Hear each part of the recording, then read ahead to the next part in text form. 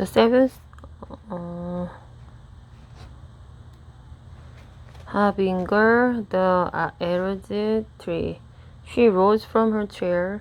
Duriel, would you excuse me for a moment before we continue? Of course, he answered. She walked over to her desk. Is everyone gone? She asked, speaking into the phone set. Yes, replied a voice on the speaker. Everyone's gone, and I'll be leaving soon. You will make sure everything's turned off? I will.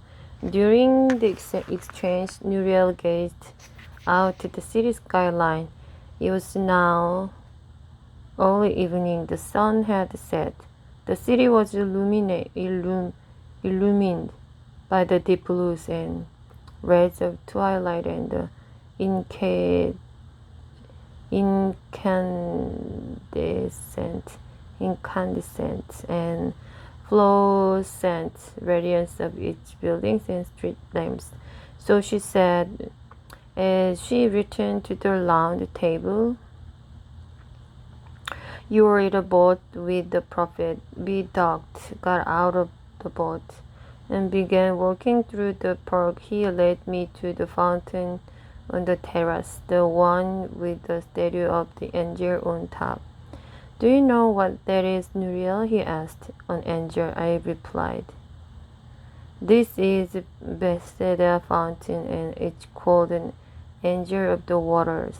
It's from the Gospel of John, the account of a crippled man who waited by the pools of Bethesda in Jerusalem to be healed.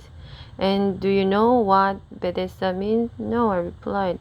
It comes from the Hebrew word shet, which means mercy or loving kindness. Bethesda means the house of mercy or the place of the loving kindness. Chesed, mercy, love, it's God's nature, His essence. Don't forget that. Through all this, don't forget that judgment is His necessary, but His nature and essence. His heart is love. He is the one always calling out to the lost, to the saved. We resume our walk, passing by others in the park, also walking or running or playing chess or just sitting on the park benches doing nothing in particular. We follow them walking past through a lushy green landscape of trees and grass, rocks and bridges. So Nuriel, if the sycamore is the sixth harbinger, then the seventh harbinger has to be the cedar. It's what comes next. The sycamores have been cut down, but we will plant cedars in their place. Correct. So the tree on the seal is a cedar. Yes, and what does it mean? I have no idea. Their sycamores are fallen. They vote to replace them, but instead of replacing them with other sycamores, they replace them with cedars. Why do you think they would do that? It would have to be for the same reason. They didn't replace the fallen bricks with other bricks, but with carried stone. The goal wasn't restoration, but defiance.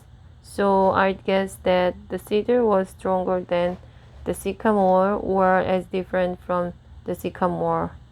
As quarried stones were from clay bricks, you're right. The sycamore was a common tree. It was never seen as something of great value. Its grain was coarse, nutty,